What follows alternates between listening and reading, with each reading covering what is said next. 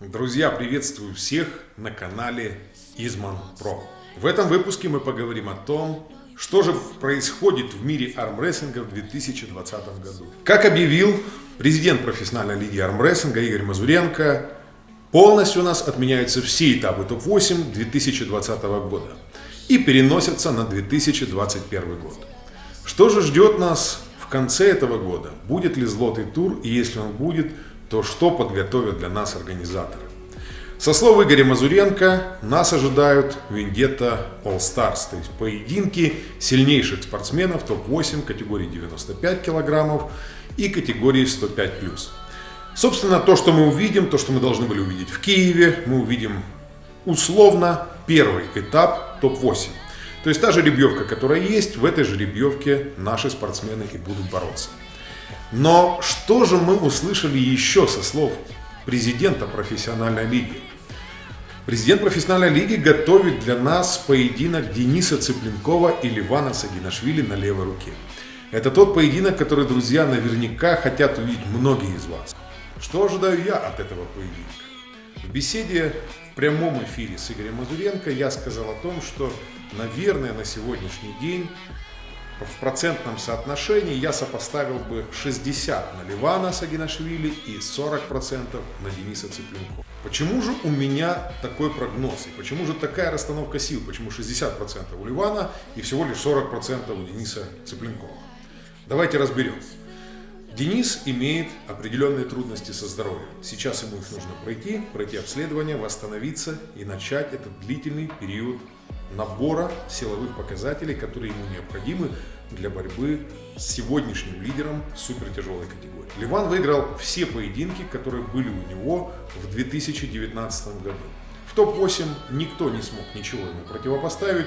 Только в первых раундах финального поединка с Виталием Лалитиным что-то происходило похожее на борьбу. Виталий пытался навязать борьбу настоящему лидеру 2019 года. Соответственно, я понимаю, что Денису Цыпленкову придется сейчас набирать очень серьезно. Будет ли он набирать массу, это решение останется за Денисом. Будет ли он набирать физическую мощь, которая ему необходима, тут выбора никакого нет. Ему придется это делать, потому что противостоять ему будет по-настоящему грузинский халк. То, что ожидали многие, сойдутся два огромных титана в армрестлинге. Денис Цыпленков и Леван Сагинашвили. При всем при этом, друзья, все, кто сейчас будет хейтить, писать, что ты ничего не понимаешь в армии, Денис Цыпленков наберет, друзья, я буду болеть в данном поединке за Дениса Цыпленкова.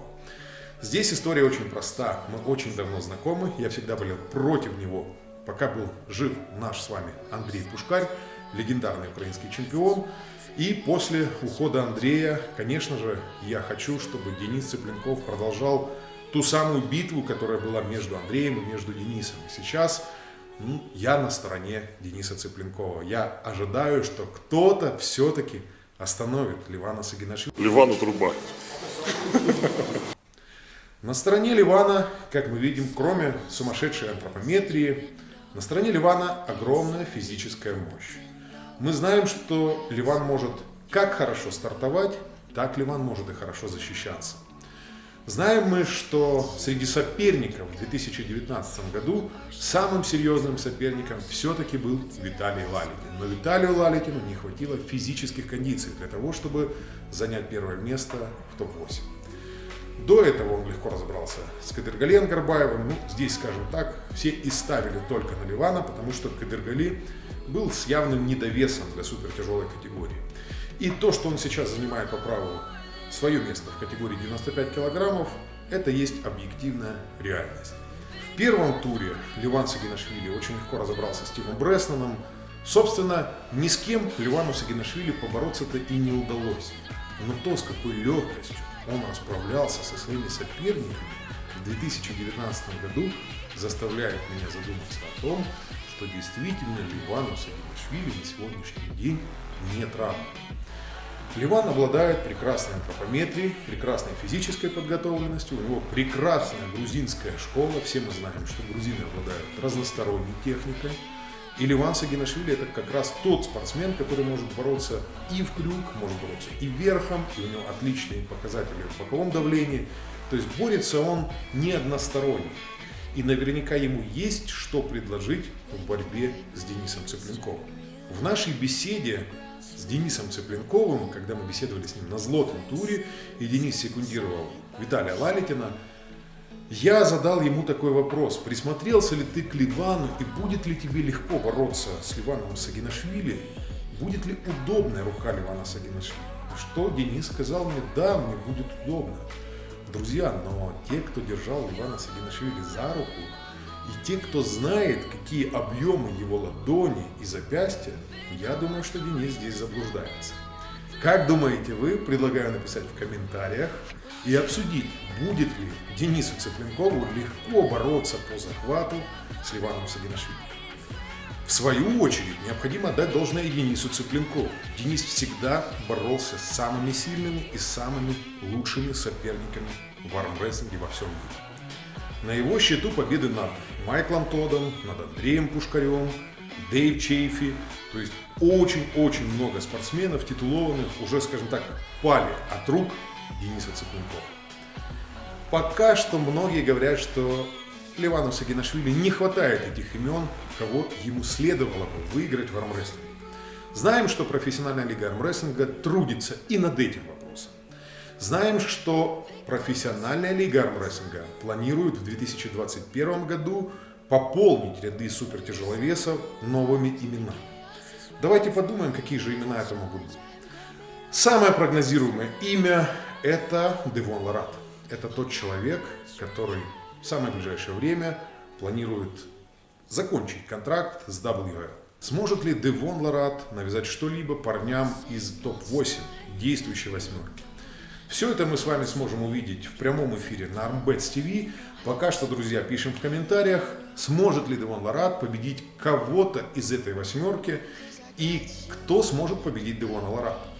Из рассуждений Дона Мазуренко я понимаю, что у него есть большое желание, чтобы произошел поединок между Девоном Лоратом и Виталием Лалитиным. Виталий Лалитин, по моему мнению, в данном случае получит абсолютно предсказуемого соперника. И я считаю, что у Девона Лората на сегодняшний день нет никаких шансов против Виталия Лалитина, даже если этот поединок пройдет на левых руках, и даже если этот поединок пройдет на левых руках в конце 2020 года. Еще одной из очень интересных новостей, которую мне удалось получить от Дона Мазуренко, это, конечно же, прогнозируемый поединок Майкла Тодда и Дениса Цыпленкова на правых руках. Майкл Тодд очень хочет, чтобы этот поединок состоялся. Конечно же, и в этот раз я буду болеть за Дениса Цыпленкова. И со всем уважением к Майклу Тодду хочу сказать, что он большой молодец, потому что он долгие годы прогрессирует, не стоит на месте, улучшает свою техническую подготовленность. Видим мы, что наконец-то он вылез из-под стола и стал бороться максимально адекватно для тех правил, к которым привыкли мы. Поэтому я очень хотел бы, чтобы этот поединок состоялся. Желаю профессиональной лиге армрестлинга, чтобы им удалось договориться с Денисом Цыпленковым и Майклом Тоддом о гонорарах, чтобы всех все удовлетворило. Ну и в первую очередь, Денис, тебе желаю крепкого здоровья и чтобы ты наконец-то вернулся на Олимп армрестлинга.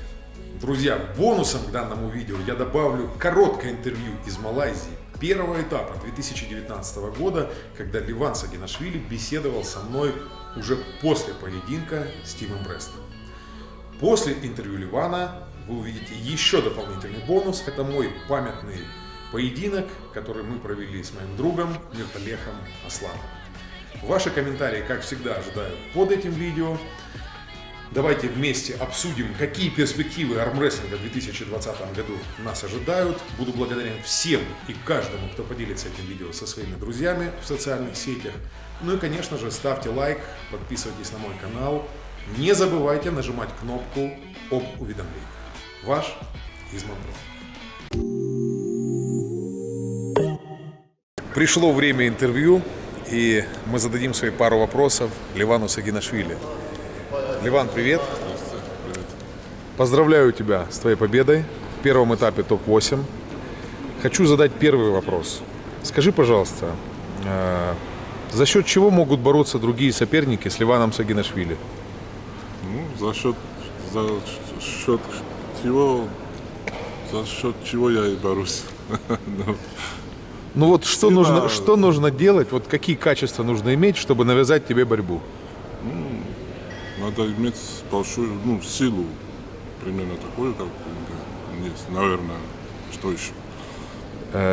Ты уделяешь внимание, вот перед первым этапом ты готовился на Тима Бреснана. Мы знаем, что он возрастной спортсмен. Все предполагали, что ты намного сильнее физически. Ты уделяешь внимание развитию технических качеств? Да, когда уже близко от соревнования, тогда только практически этим занимаюсь. Техникой. Да, чтобы за столом не стоять как обычный качок. Стоять как армрестлер и хорошо угли закрыть. Что касается Тима Бреснана, он будет бороться в пуле проигравших. Возможно, его соперники это Алекс Курдеча, это Дмитрий Трубин и Рустам Бабаев. Как ты считаешь, кого из этих спортсменов может выиграть Тим Бреснан? Кого выиграть, не знаю. Трудный вопрос. Ну, ты с ним боролся, вот ты чувствовал его силу. Ты боролся с Дмитрием Трубиным. Вот Дмитрий Трубин, либо Тим Бреснан. Кому бы ты отдал предпочтение? Не знаю. Мне интересно, если с Бабаевым будет, потому что последний раз они боролись и практически была ничья. По фаналу Равные силы были, да. Интересно посмотреть еще раз. Чего ты ожидаешь от следующего этапа? Там тебя ждут Виталий Лалитин, Евгений Прудник и Кадыргали Ангарбаев. Как ты считаешь, кто будет твоим соперником? Не знаю. Ну вот, если бы тебя попросили сделать прогноз на жеребьевку, как ты считаешь, кто может попасть на тебя? Вот ты чувствуешь, предполагаешь? Чувствую. Наверное, Прудник. Наверное, Прудник. Такое предчувствие. Если это будет Прудник, сможет ли он навязать тебе борьбу? Как он боролся с Бабаевым, как он сейчас в форме, и я так думаю, что он еще наберет форму. Очень серьезный соперник. Очень серьезный. Ну и завершающий вопрос. Как тебе в целом поездка в Малайзию? Очень веселая поездка получилась. Очень хорошо провели время с ребятами, со всеми. Я очень доволен.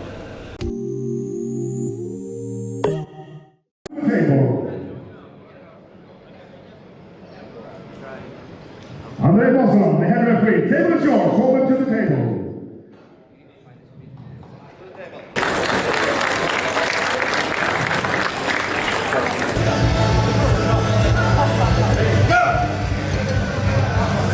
We are again.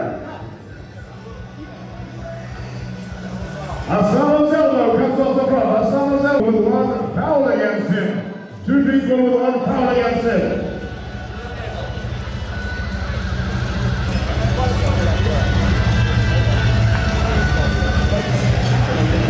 Here we go again. Referee strip again.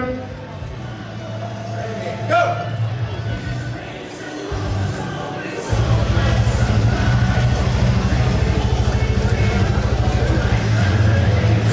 Middle of the table, Asano holding on. Islam trying for a tricep press. Asano closes that door. But there is an elbow foul for Islam. Now it's an elbow foul. Islam saves him by the way of an elbow foul. And it's not a win for Asano. It's not a win because Islam. Let's hear it. Humilka, Asano, and Ilya Islam. Ilya Islam with Asano fighting for the right to in the future. Как первая победа?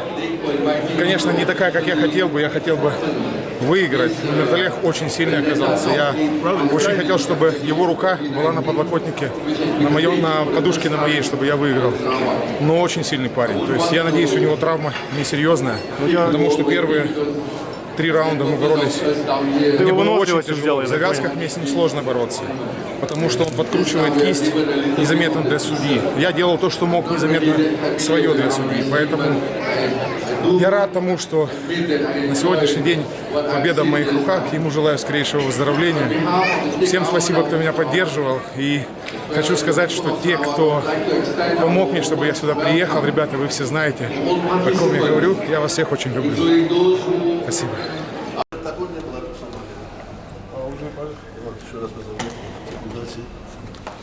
Увидимся. Брат, где мы ждем тебя в следующий раз? Или ты в Баку, или я буду позже. Ну и на злотом туре. Конечно, будем. Вернемся. Как это Шварценеггер говорит? I will back. I will back. Увидимся. Еще раз поздравляю тебя от души. Спасибо.